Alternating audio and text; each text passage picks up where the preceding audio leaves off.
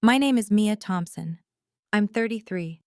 On a cold Monday morning, January 15th, at precisely 7:18 a.m., I stared at the email from the company's HR department, my coffee long forgotten, a chill seeping through my usually warm kitchen.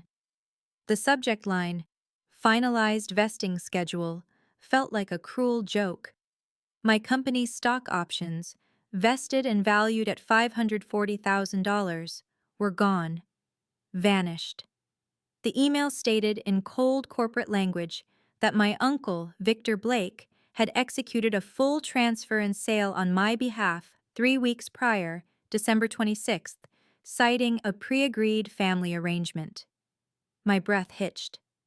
Outside, through the frosted window, I could see Mrs. Albright next door, her arms laden with fresh bakery bags, heading inside her brightly lit home, ready for another comfortable day, completely oblivious to the financial earthquake that had just swallowed my future whole. Before I go on, if stories about standing up for yourself mean something to you, please hit like and subscribe and tell me in the comments where you're watching from right now and what time is it there. Let me take you back 25 years to the scent of warm vanilla and beeswax polish.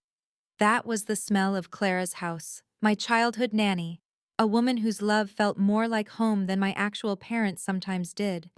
She wasn't just a caregiver, she was my safe harbor in a chaotic family.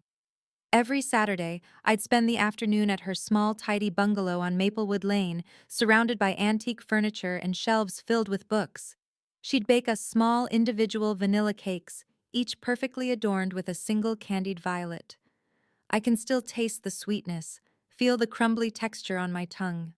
Her hands, soft yet strong, would guide mine as we worked on intricate puzzles or tended to her small herb garden, the scent of fresh rosemary clinging to our fingers. One afternoon, when I was 8, my parents were particularly distant, caught up in another one of their ambitious but ultimately hollow ventures.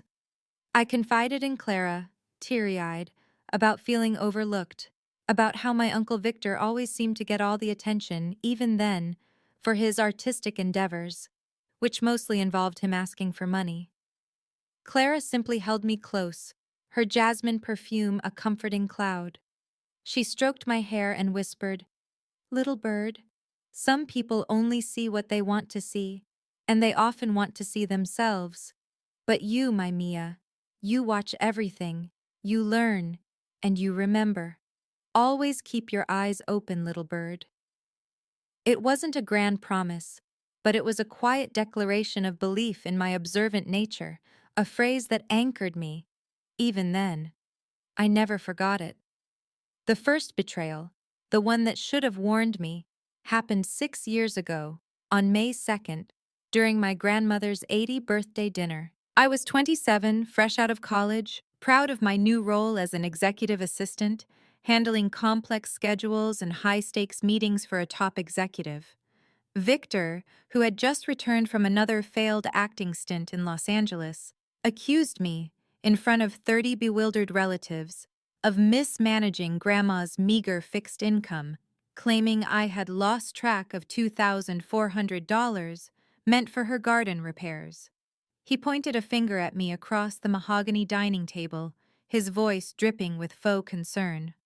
"Mia," he announced, shaking his head with theatrical regret. "You're just a secretary.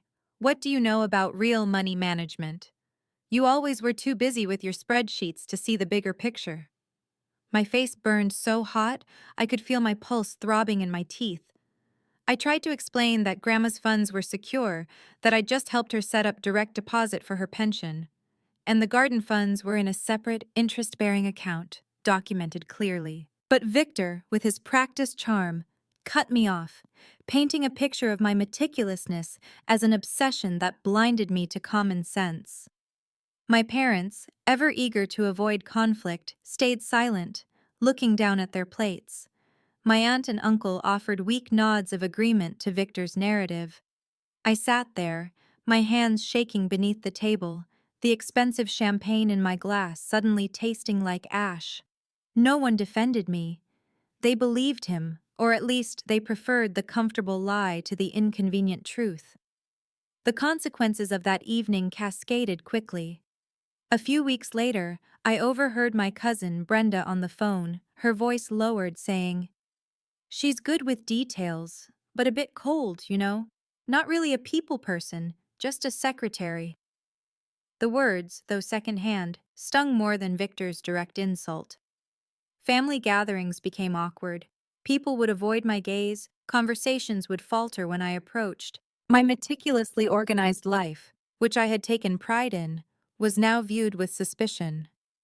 My parents, swayed by Victor's constant whispers about my uptight nature, subtly began to exclude me from family decisions, deferring instead to Victor, the worldly one. This growing isolation wasn't just social, it was financial. With my family's subtle ostracization, a loan I'd been hoping for from my parents for a down payment on a small apartment evaporated. My bank account, which had held a modest $12,700, dwindled rapidly to just $3,150, primarily from rent and bills, as I navigated professional costs and simply tried to outpace the gnawing anxiety. I felt a cold knot of fear settle in my stomach as I realized how easily trust could be eroded, how quickly a carefully built reputation could crumble under the weight of a charismatic lie. My name is Mia Thompson, and I'm 33.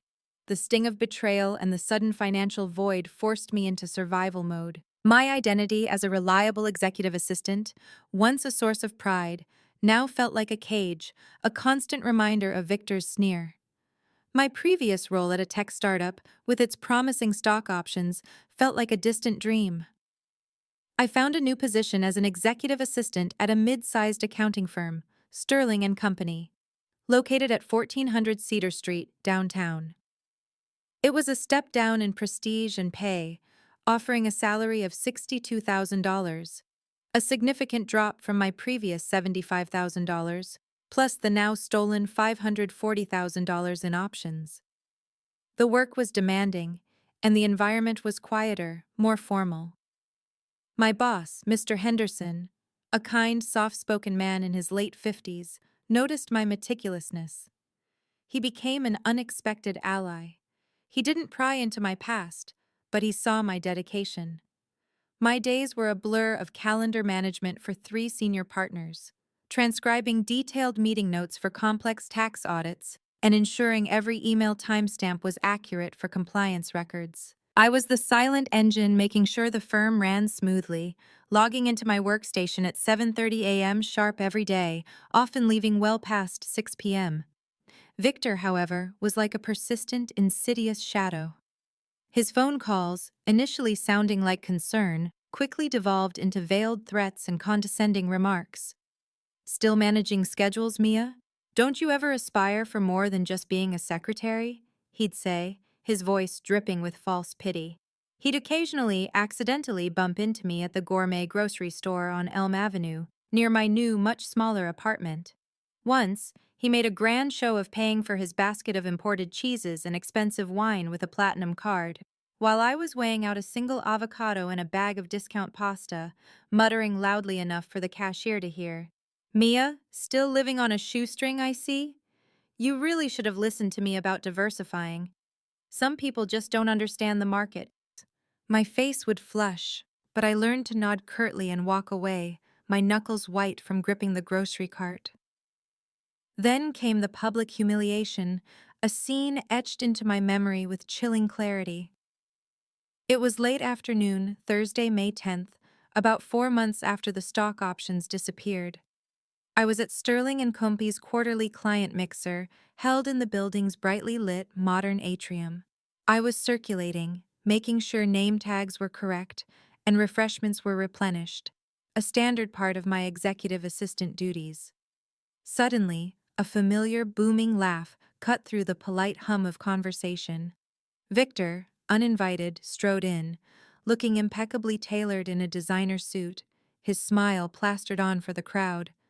He spotted me immediately, a predatory glint in his eyes. He made a beeline for me, cutting off a conversation I was having with Mrs. Albright, a prominent client who knew my parents.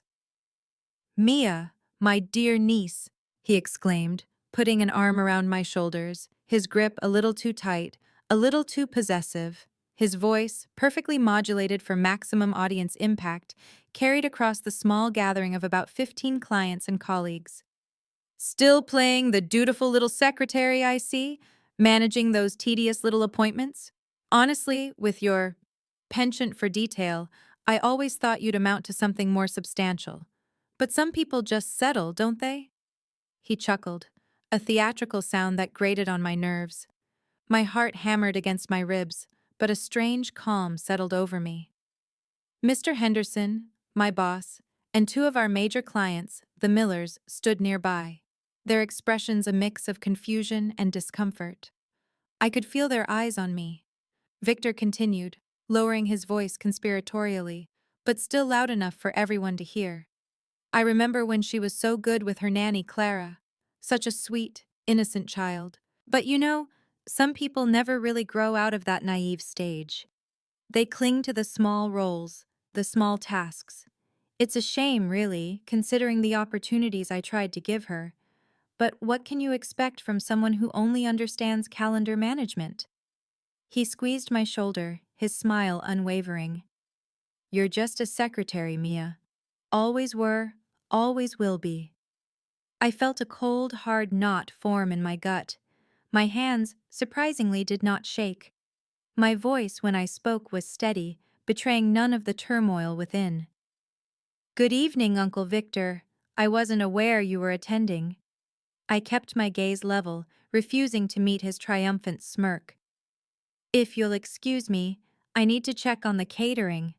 I gently removed his arm, not with anger, but with a deliberate, almost dismissive motion.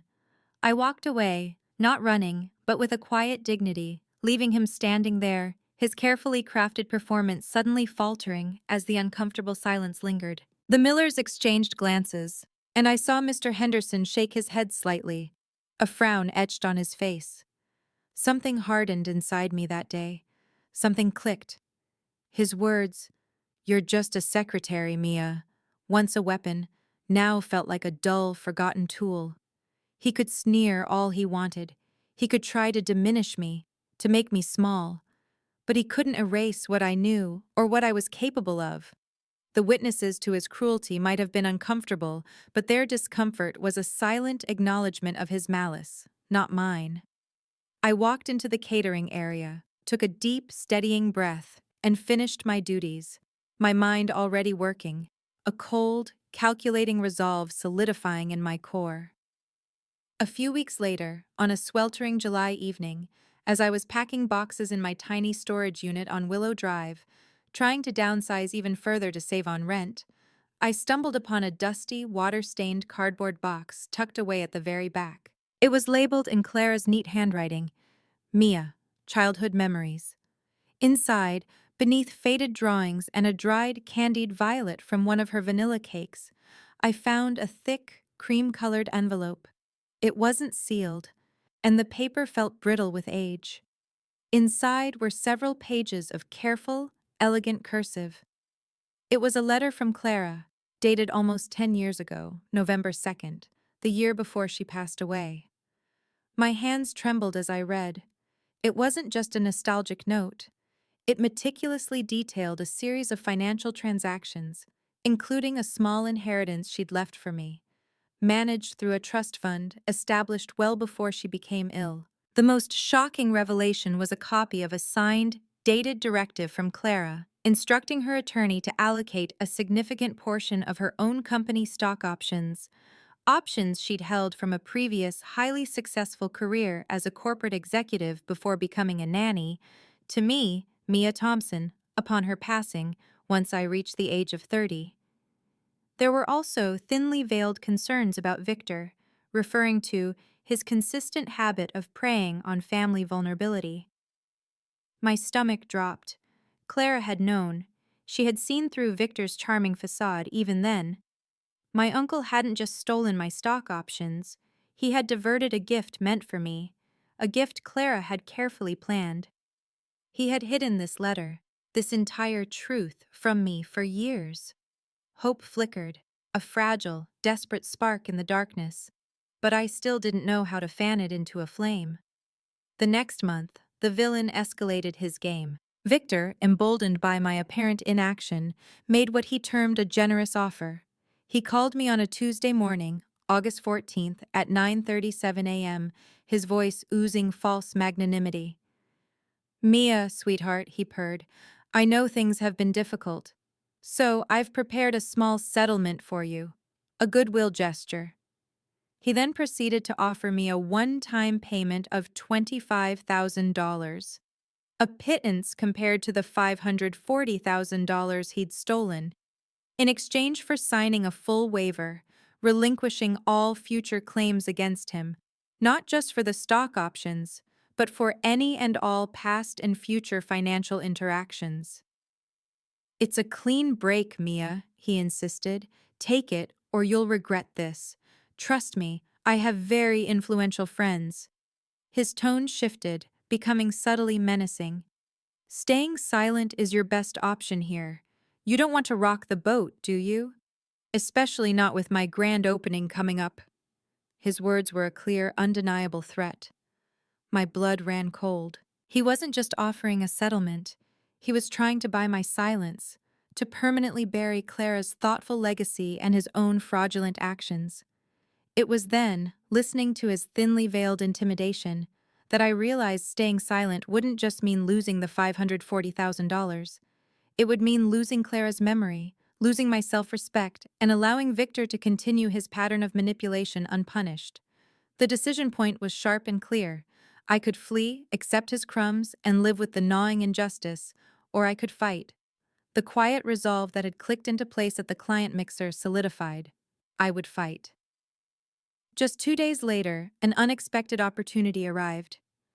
I received a formal-looking letter on thick, creamy stationery, postmarked from a prestigious law firm, Wallace and Finch, Attorneys at Law, located at 345 Park Avenue in the city. It was an invitation for a meeting, scheduled for the following Monday, August 20th at 10 a.m., regarding the estate of Clara Beaumont.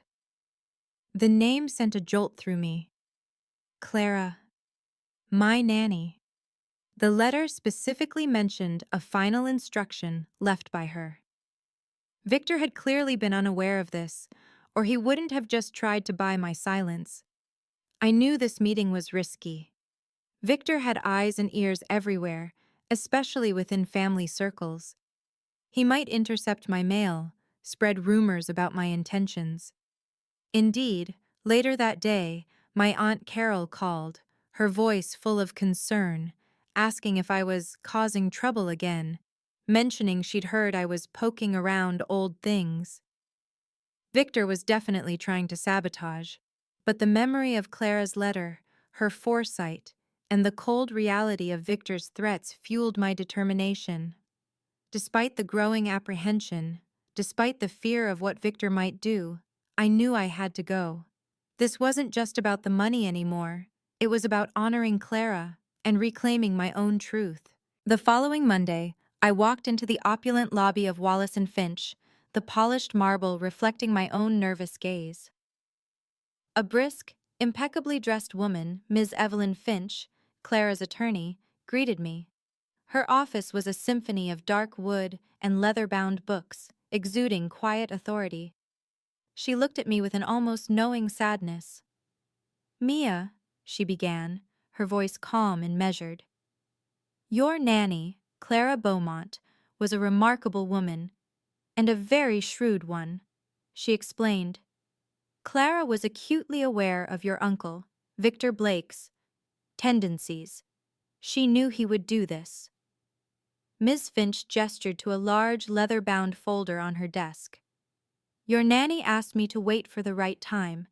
She felt it was crucial you find your own strength first, away from his influence, and she wanted to ensure her final instructions would hit him where it hurt most, publicly and irrevocably." My heart pounded. All this time, Clara had been protecting me. Even from beyond the grave, Miss Finch slid a heavy engraved safe deposit box key across the polished desk. "Everything is in here. Clara entrusted me with this, along with explicit instructions for its release only when certain conditions were met, Conditions I believe have now been fulfilled. You are strong enough, Mia. She knew you would be. The box is at the First Sterling Bank branch at 22 Broad Street. Speak to Mr. Davies. He's expecting you. I took the key, my fingers trembling slightly. My mind reeled. It was an overwhelming mix of grief for Clara and a burgeoning, almost disorienting sense of vindication. I was too shocked to process it all, the weight of her foresight almost tangible in my palm. I drove directly to the bank, my mind a whirlwind of emotions. Mr. Davies, a polite elderly gentleman, led me to a private viewing room. My hands shook slightly as I inserted the key. Inside the metal box, nestled on a bed of velvet, was a pristine, cream-colored envelope, identical to the one I'd found in Clara's old box, but this one was sealed with her distinctive wax seal. I carefully broke the seal and pulled out the single sheet of thick, elegant paper. I sat down in the quiet room, a deep breath escaping me, and began to read. Dear Mia, if you're reading this, then I'm gone, and Victor is already doing what I knew he would do. I'm sorry I couldn't stop this while I was alive. I tried, but Victor doesn't hear reason. He only hears documents. He only understands consequences. Do you remember our Saturdays on Maplewood Lane, little bird? I told you, always keep your eyes open, little bird. I meant it. I watched him then, and I watched him after. You, Mia, always saw the truth, even when it was painful. That's why I chose you. The original trust deed for your company's stock options, which were originally my options before I directed them to you upon my passing, is with my attorney, Evelyn Finch. Her office is at 345 Park Avenue, 12th floor. The copy I've left you is incomplete. Not enough to prove anything on its own, but enough for you to know I'm telling the truth and to guide you to Ms. Finch. Inside this envelope, which is merely a placeholder, are instructions for Ms. Finch to release the contents of the true evidence to you. She has 1. Legal proof of ownership for the original stock options, demonstrating my clear intent to transfer them to you upon my passing, bypassing any intermediary. 2. Bank statements showing Victor's fraudulent diversion of those funds, specifically a transfer of $540,000 on December 26th of last year, directly into his personal, undisclosed business account, SAN. Witness statements I collected over 8 years from previous victims of his financial manipulations, detailing how he isolated them from legal advice. 4. A notarized confession from his former business partner, Raymond Cross, detailing how Victor routinely created family agreements to control assets. 5.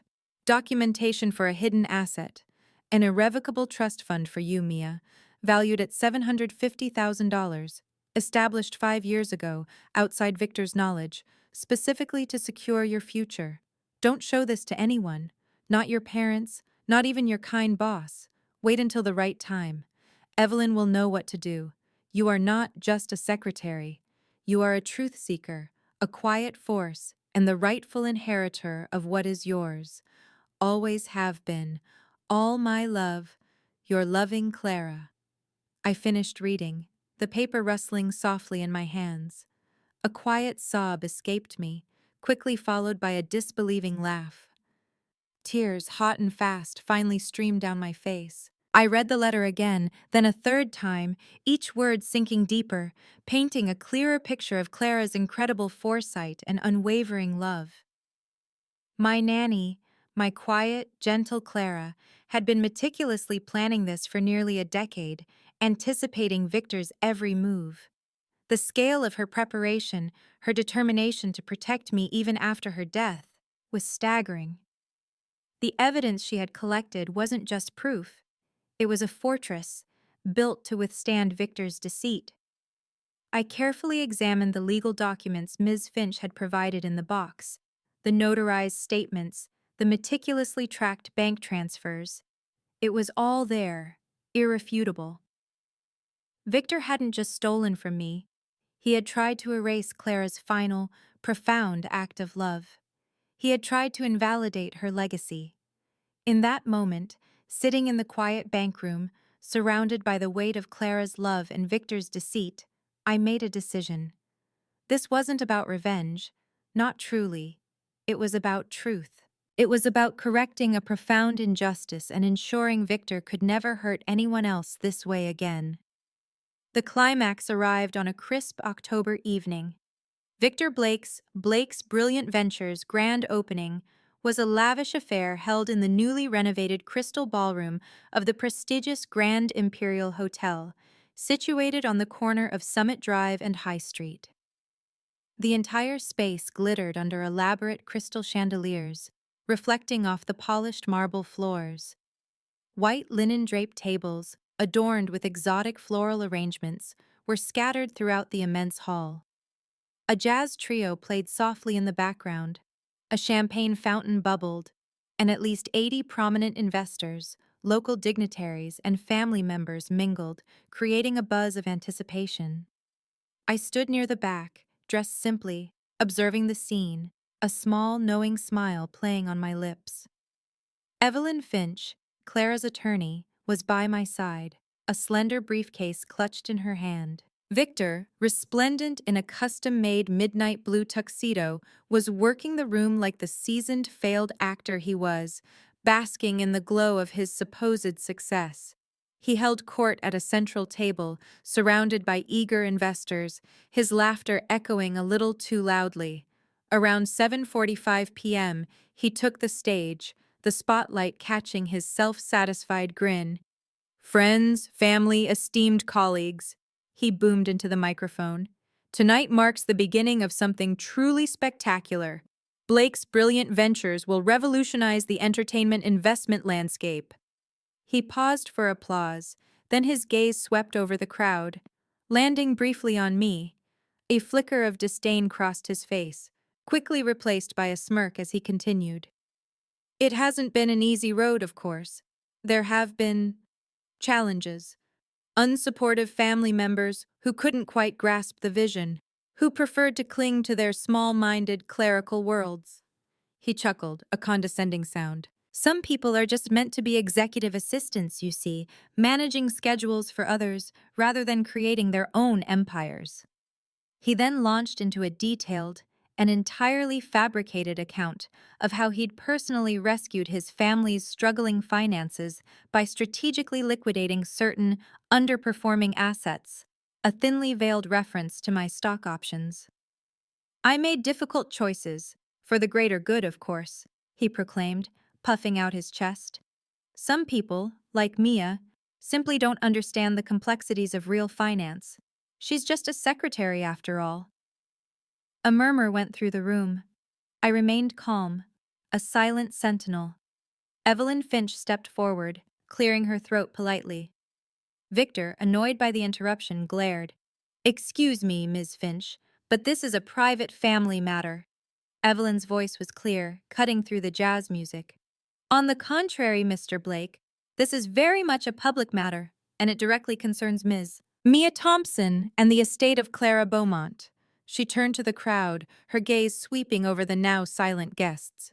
"Ladies and gentlemen, I am Evelyn Finch, attorney for the late Clara Beaumont. I am here tonight to fulfill Ms. Beaumont's final, explicit instructions." Victor's smug expression faltered, a single bead of sweat trickling down his temple. "Clara's instructions?" he stammered, his voice losing some of its booming confidence. "What nonsense is this? Clara's affairs were settled years ago. Mia, you put her up to this, didn't you? You're just trying to cause trouble, as usual." "No, Mr. Blake," Evelyn interjected, holding up a thick stack of documents.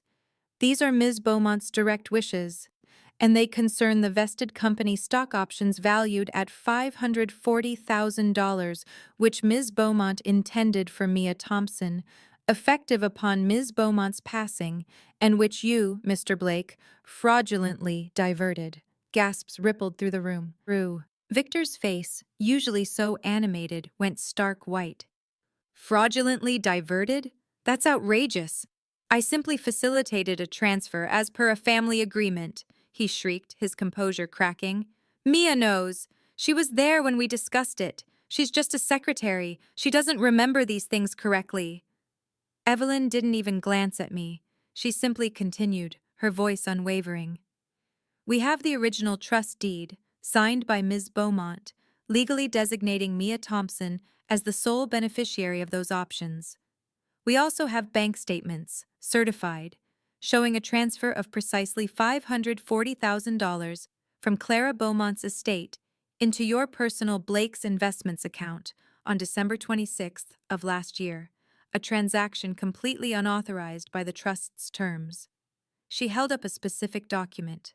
"Furthermore, here is a notarized affidavit from Mr. Raymond Cross, your former business partner, detailing your pattern of creating fictitious family agreements to gain control of assets." Victor stammered. "Raymond? That snake? He's a liar. Mia, tell them. Tell them it was all above board." He looked desperately at me, his eyes wide with a sudden, dawning terror. "And," Evelyn continued, ignoring Victor's outburst, "we also have multiple sworn witness statements outlining how you deliberately isolated Ms. Thompson from legal counsel, preventing her from understanding her rights or accessing her inheritance, a clear attempt to facilitate your fraud. We have email timestamps and calendar entries from Mia's prior position, proving she was actively managing an executive's highly demanding schedule during the precise times you claimed she was agreeing to these arrangements." The room was in absolute silence, save for Victor's shallow, ragged breaths. His investors exchanged horrified glances. His aunt, who had always doted on him, slowly moved away from his side, her hand pressed to her mouth. "All of this," Evelyn concluded, her voice gaining power, "will be presented to the authorities tomorrow morning. The grand opening of Blake's brilliant ventures will be postponed indefinitely, pending multiple investigations." Victor's mouth opened and closed, no sound coming out. He looked around the room, his eyes darting from face to face, seeing only condemnation. He tried one last desperate maneuver, pointing wildly at me. "She's lying. She's always been jealous. She thinks she's so smart, but she's just a secretary, and she knows nothing about these things," he shrieked, his voice cracking, revealing the pathetic, desperate man beneath the facade. "This whole event, this whole company, it's mine, mine." That was it. He had self-destructed. The moment he screamed and admitted his possessiveness, the charade was over. A prominent venture capitalist, Mr. Sterling, who had been considering a major investment, stood up, his face grim. "I can't believe this," he muttered, shaking his head. "All this time." Several other key investors quickly followed suit, gathering their coats, their faces etched with disgust. I stepped forward then, my voice clear and steady, but quiet enough to command attention without theatrics. "I'm not here for revenge. I'm here for truth. Clara Beaumont knew this day would come. These documents speak for themselves. The law will handle the rest." I did not gloat. I did not wait for apologies. I simply turned and walked away, Evelyn Finch by my side, leaving Victor Blake alone on the stage, his brilliant venture crumbling around him, surrounded by the wreckage of his own lies. In the days and weeks that followed, the consequences for Victor were swift and severe. Blake's brilliant ventures collapsed before it even officially launched. The investigations Evelyn Finch initiated led to multiple fraud charges. The wealthy investors he'd courted quickly pulled their funding, eager to distance themselves from the scandal. He faced public humiliation, his name plastered across local news outlets. Socially, he became a pariah. His own family, finally seeing the extent of his deceit, distanced themselves completely. He lost his apartment in the city, his expensive car, and all the trappings of his LA lifestyle debt finally caught up to him. He was no longer just a failed actor, he was a convicted con man. For me, the immediate relief was profound, but it wasn't celebratory. A week after the grand opening, I visited Clara's grave in the old Oakwood Cemetery, a small bouquet of candied violets in my hand. The autumn air was crisp, and the leaves were turning gold and red. I sat by her headstone, tracing the engraved letters of her name. "You knew, Clara. I whispered, a tear escaping. You always knew. It wasn't about forgiveness or revenge. It was about gratitude, about the enduring power of her love and foresight. I chose to set a boundary, a firm and permanent one, severing all ties with Victor and anyone who continued to support his narrative. My focus was on rebuilding, not on looking back. 6 months later, my life was quietly, profoundly different. I had moved into a charming, sunlit apartment on the third floor of a brownstone on Hawthorne Street, its small balcony overlooking a vibrant community garden. My work as an executive assistant, now back at the tech startup, felt entirely different. Mr. Henderson had been instrumental in helping me return, vouching for my integrity. The company's stock options, the original $540,000, had been legally reinstated and were now part of a diversified portfolio I managed with Ms. Finch's guidance. The irrevocable trust Clara had secretly set up, an additional $750,000, allowed me to establish a small foundation in Clara Beaumont's name, funding scholarships for promising young women in underserved communities who sought careers in business, proving that an executive assistant could indeed build her own empire. On my desk, a small framed photograph of Clara smiled out at me, next to a thriving rosemary plant, its fragrant leaves a constant quiet reminder of her wisdom. My relationships with my family were slowly mending, now built on a foundation of honesty and respect, not silent complicity. If you're watching this, remember that true strength isn't always loud or dramatic. Sometimes, it's the quiet, meticulous work of observation, the steady accumulation of facts, and the unwavering belief in your own truth, even when everyone around you prefers a comfortable lie. You don't need anyone's permission to have value, but you do need to give yourself permission to trust your own instincts. The sun, now low in the sky, cast long golden shadows across my living room. I walked to the balcony, taking a deep breath of the cool, fresh air. I could hear the faint, happy chatter of children playing in the park across the street. It was a far cry from the biting cold, the locked doors, and the profound sense of isolation I'd felt that January morning. Now, the warmth was internal, the door wide open, and the future, a canvas of my own choosing, stretched out before me. If you've ever had to quietly gather your evidence and trust your own instincts when others doubted you, type, "I trusted my gut" in the comments. Or if you've been underestimated and turned that into your power, type, "I rose above." Both are powerful. Both are valid. If this story meant something to you, check the description for more stories just like this one. Thank you for being here.